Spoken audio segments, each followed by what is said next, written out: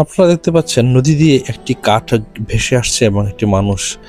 ওই যে একটা ব্রিজ দেখা যাচ্ছে এই পাশে দেখুন, ওইটা হচ্ছে ইন্ডিয়ার একটা অংশ এবং ভারতের মেঘালয় অঞ্চল।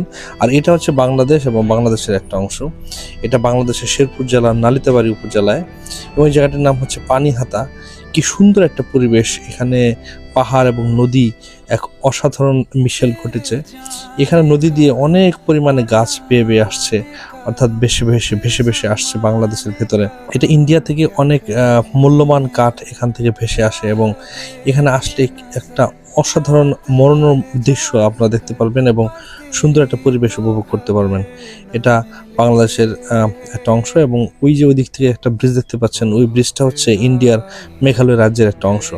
এখানে দেখতে পাচ্ছেন কিছু মানুষ কাঠগুলো তোলার জন্য চেষ্টা করছে এবং এটা তাদের একটা বিরাট আনন্দের অংশ, কারণ হচ্ছে এটা তাদের জীবন এবং জীবিকার সাথে সম্পৃক্ত এবং তারা এখান থেকে সংগ্রহ করে এবং বিভিন্ন জায়গায় বিক্রি করে এবং এটা একটা কাঠ পাওয়াটা ওদের জন্য খুব আনন্দের ব্যাপার। এবং এখানে প্রতিনিয়ত বর্ষাকালে বিশেষ করে প্রতিনিয়ত কাঠগুলো ভেসে আসে এবং তারা এগুলো সংগ্রহ করে এবং এগুলো বিক্রি করে, তাদের জীবন এবং জীবিকার সাথে জড়িত। খুব সুন্দর একটা জায়গা, আপনারা সবাই আসুন, দেখুন। খুবই সুন্দর একটা জায়গা এবং পাহাড়, নদী।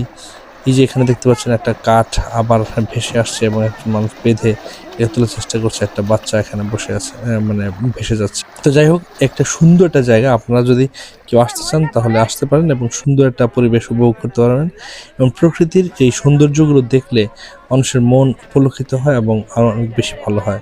ধন্যবাদ। আপনারা আসুন, দেখুন। আসলে এই সৌন্দর্য চোখের সামনে থেকে না দেখলে বোঝা যায় না যে কতটা সুন্দর।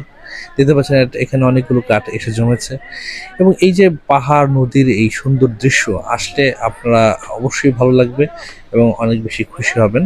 তো যাই হোক, আজকে এই পর্যন্তই। ধন্যবাদ সবাইকে। আর চ্যানেলটাকে সাবস্ক্রাইব অথবা ফলো করতে ভুলবেন না। ধন্যবাদ।